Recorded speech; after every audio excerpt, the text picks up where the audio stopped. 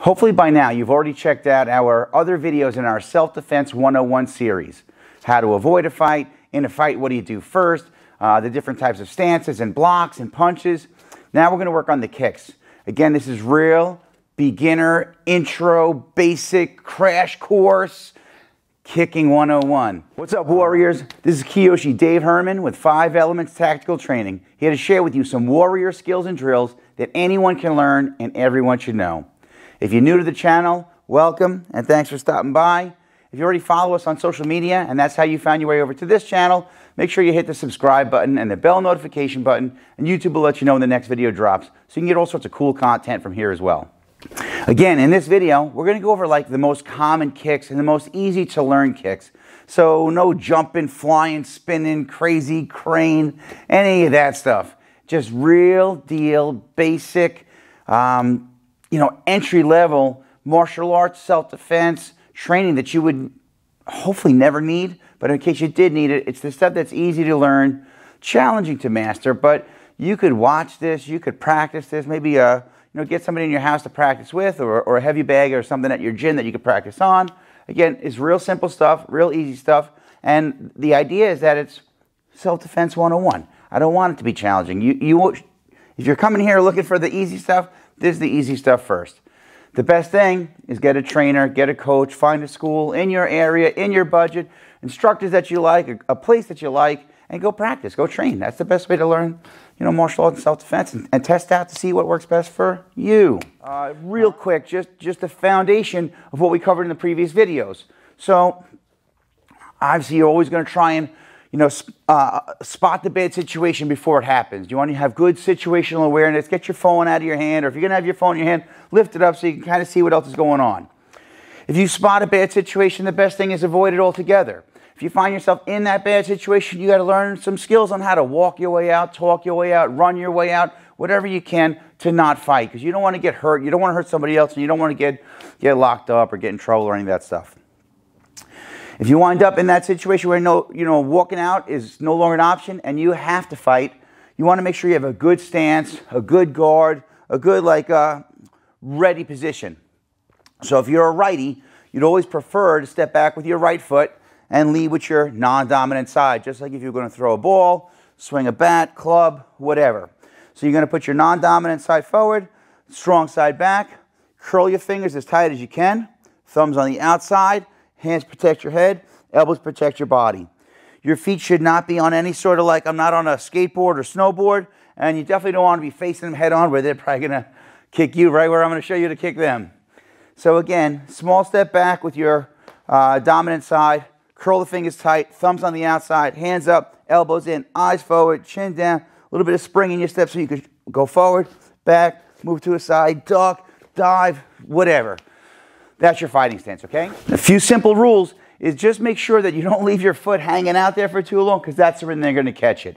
If they catch your foot, they're going to try to see how flexible you are by lifting it up in the air. They're going to grab it and try to run with it. They're going to try and kick your other leg out, maybe hold your foot and kick you in the groin. So let's just be careful with that. Some kicks are what's called a snap kick, which means it goes out and back very fast, but they're not typically very powerful. Other kicks are thrust kicks. Like if you can imagine trying to kick down a door like this is Sparta and that type of a kick, those are usually slower but a lot more powerful. So if you're going to do one that's a little bit slower, you don't want to throw it up where it's going to be easy for them to catch, because they'll catch it. So again, we're going to throw all of our kicks from the waist down. Very simple concept is this right here. Front kicks go to the front, side kicks go to the side, back kicks go to the back. It doesn't get much easier than that. So we'll start with a front kick. So a front kick is basically you just lift your you lift your knee, foot goes out and back, and then you get your stance again. Now front kick could be with the ball of the foot. So when you kind of curl your toes back, you're hitting with the knuckles of the bottom of the foot. So the part that's under ball of the foot. Now that could be to the knee, that could be to the shin, that could be to the front of the groin, not necessarily kicking the groin itself, but getting that motion where you kind of fold them. But again, that could be one where they might grab it. So real easy way, the way I teach beginners first is just get your feet side by side. We'll throw 10 kicks. We'll alternate each foot, starting with your left. So get your guard up, feet side by side. It's not a fighting stance. It's a ready stance, starting with your left. 1, 2, lift your knee and snap it out. 3, 4, 5, 6, 7. I'm curling my toes back. 8, 9, 10. Simple, right? Sometimes you do that same kick, but you point your toes down and you kick with the top of your foot, like your shoelaces, ideally to the groin. Now, I've studied a lot of martial arts. In Thailand, they don't chamber a kick. They try to, like, almost like you've got Novocaine in your leg, and they just swing that thing like it's dead weight. Karate, Taekwondo, a lot of the other arts, they bring their leg around in this bent motion and then whip it out. For a front kick to the groin, it really doesn't matter because it's going to be very instinctual, very like reactive, like, oh, he's got me. Kick to the groin right away. Again, that's with the top of the foot, the instep. It's a front kick. Another thing real important, I'm talking while I'm doing this. It's a little bit challenging to do both, but the idea is to breathe while you're moving. So a punch, we breathe out like a little bit because you're exerting yourself a little bit. When you kick, it's a little bit more like, think like blowing out like a big candle.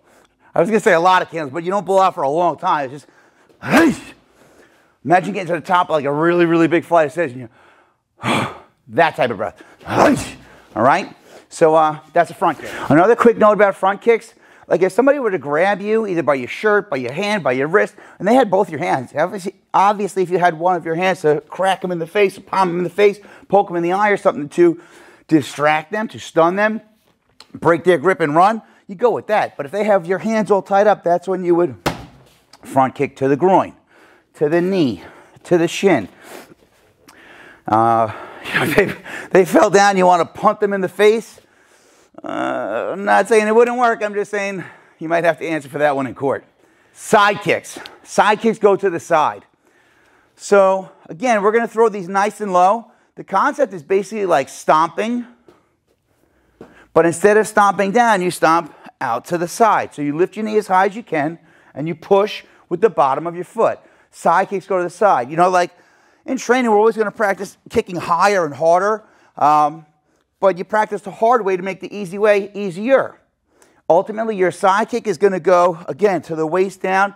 Very effective target is the common peroneal nerve, the side of the leg, anywhere on the knee, the shin. Just be careful because you could really hurt somebody with a side kick, especially if you do it right. So you're going to lift your knee as high as you can. You're going to stomp with your heel, okay? So this is not with the bottom of the foot. Again, I'm sure there are plenty of instructors out there from different arts and styles that will teach us similarly or slightly different. If your instructor teaches it a different way, pay attention to what your teacher is teaching you. But for, in general, self-defense, you're going to lift your knee and push out to the side with the heel of your foot, okay? So what we're going to do is real simple. We'll alternate sides, starting with your left foot. Look, guard, kick. Look, guard, kick. All right? And breathe out. Ready? 1, 2, 3, 4, 5, 6, 7, 8, 9, 10. Side kick. Side kick. If we have most of the world's right-handed, most of the world's going to try to hit you in the head with that right hand. Oh my God, like you're fighting for your purse or your school bag or whatever. Like they got something, you're kind of like, hey, give me that, hey, give me that. That's a great time for you, kind of using them for balance, for you to be trying your side kick, all right? There's a million other opportunities or scenarios. A quick note about side kicks is they're not typically a snap kick. It's not the type of move where you're trying to like tap them real fast. It's more like, like you want to imagine like you were collecting firewood or something, and you can't break this branch of your knee, and you can't break it with your hands, and you're trying everything, so you lean it on, I don't know, you lean it on something, and all of a sudden you go up to it like this, and you lift and stomp down. That's a side kick if it's out to the side. So a side kick, again, it's not a snap kick, it's a thrust kick. lift, thrust. Especially if you're holding on to them and you're able to use them to assist with your balance. All right? Side kick. All right, so the next one is very similar to a side kick. It's a back kick. So he said front kicks go to the front, side kicks go to the side, back kicks go to the back.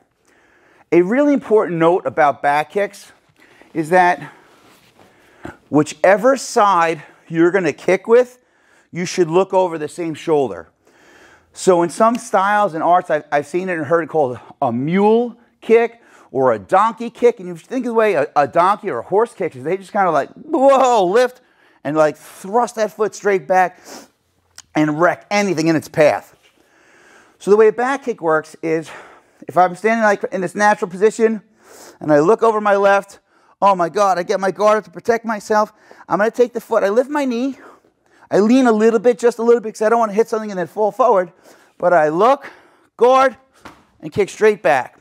Now again, for like dojo training, sport, competition, stuff like that, you're going to kick above the waist. But for real self-defense, like especially like you get shoved against the wall, and now they're coming for you, you could hold on to the wall behind you and just like lift and blast backward, that's a back kick. More effective, of course, is going to be at the hip, and probably most effective would be to the knees or joints. Back kick. So the way we practice this one together in class for beginners, like, hey guys, welcome to Kyoshi Dave's, crash course self-defense. We get like a ready stance, guard up, look left, guard left, back hit left. Look right, guard right, back kick right. Ready? 1. Big breathe out. 2. Again, make sure you look over the same shoulder you're going to kick with. 3. Look left, kick left. 4. Look right, kick right. 5. 6. 7. 8.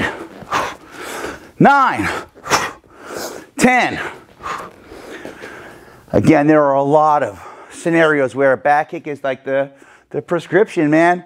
Either they're behind you, like too late to turn around and face them. They're already there, like, oh no, back kick. You get spun around, you're like, oh no, back kick. It's not a hard technique, but it's something that requires some practice. Back kick. The next one's called a heel stomp, and one of the easiest ways to demonstrate a heel stomp, as funny as this may sound. So imagine putting your foot in a bucket and taking your foot out. Simple. Foot in the bucket, take your foot out. Foot in the bucket, foot out of the bucket. The idea of bringing your foot in and out, that you lift your knee really high, that's called a chamber. When you lift your knee up like in this ready position before it fires the kick, chamber. And chamber is like this ready position where it's very, a good analogy is imagine a bow and arrow. If you pull the arrow back a little, the arrow goes a little.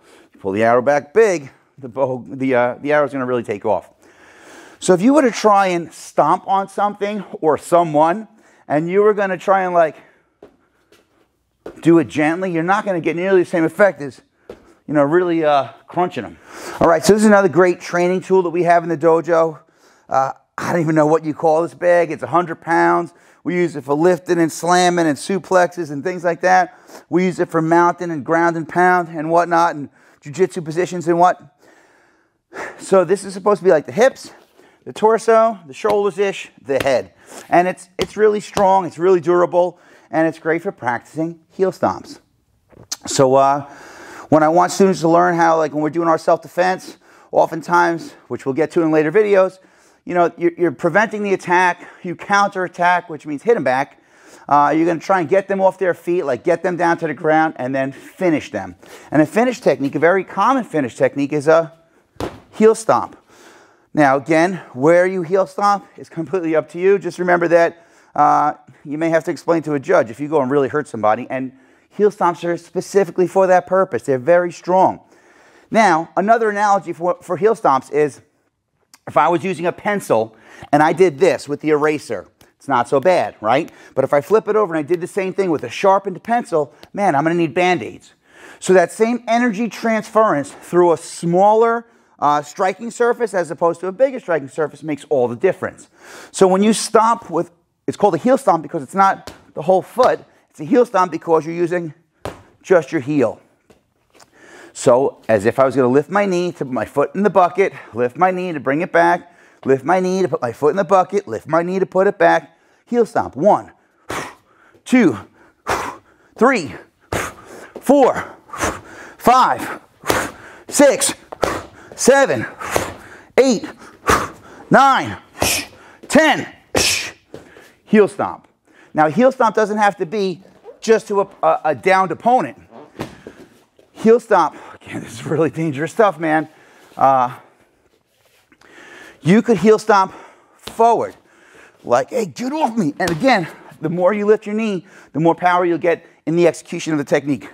Heel stomp, heel stomp, heel stomp, heel stomp.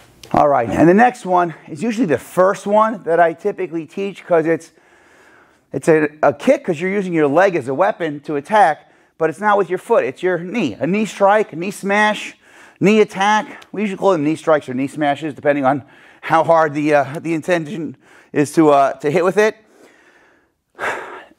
Essentially, a knee strike is basically just bring your knee in an upward motion. Now, I could spend a whole video on just how many different kinds of knee strikes and different ways to use a knee strike. So we're going to start with the most basic one, and that's just basically bring your knee up. Now, if you can imagine when you're a kid and you're like, all right, I'll race you, and you get down to that position on your mark and say, go. That first step that you take, the way that you push off the ground, the way that you drive your knee like to go into a full sprint right out of the gate, that's a knee strike. So there are a lot of great targets for a knee strike. Obviously, if somebody's holding on to you, kneeing to the groin, very effective. If you dangle your hands by the side of your legs, so not the front, not the back, not the inside, but the outside, like hands at your side and kind of like point to the side of your leg, right around where your fist ends on the side of your leg is called the common peroneal nerve. So if you've never gotten a dead leg, I guess ask a good friend to just like hammer fist you like, hey, let's try this one out, and let them just like you point to the spot, let them bang on it, not too hard, and you're like, ah, what is that? That's your common peroneal nerve, which makes it an important target to learn how to defend if somebody's attacking on you, but a great target for you to practice attacking on somebody else. So again, in a clinch, to like switch your feet around, knee strike to the outside of the leg, knee strike to the outside of the leg, knee strike to the groin. You get a hold of them and they're like, you get them like, maybe kick to the groin, you get them doubled over, knee strike to the chest. You get them down really far, knee strike to the face. But again, you got to be careful that they don't grab your leg and take off with it. Knee strike. So real simple, let's just try a few. Ready? 1, 2, 3, 4, 5, 6, 7, 8, 9, 10. You could throw them from your lead leg, typically not as powerful. Rear leg, way more powerful. As you get better at this, like what's called switch kick, you kind of like switch your feet real quick and then fire. So you want to hit with your left, but it's in the front, but you want it in the back, so you switch it real quick, and then, again, we'll do all this stuff in later videos. Knee strike. So again, just remember, these are like basic entry-level self-defense, not karate, not taekwondo, none of it, or all of it. It's all about self-defense. So again, we didn't do any roundhouse kicks or hook kicks or crescent kicks, and there's so many others. But when somebody says, hey, I need like crash course self-defense, these are the ones that are like most common, most practical, most easy to use, most easy to put into practice right away.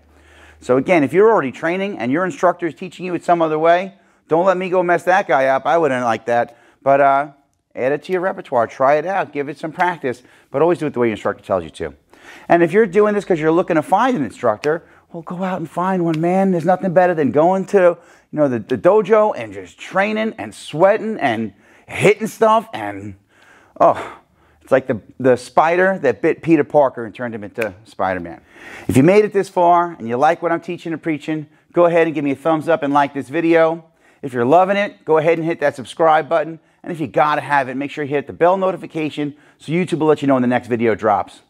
If you're really digging it and you want more, you can find us on all social media platforms at 5 Elements Tactical.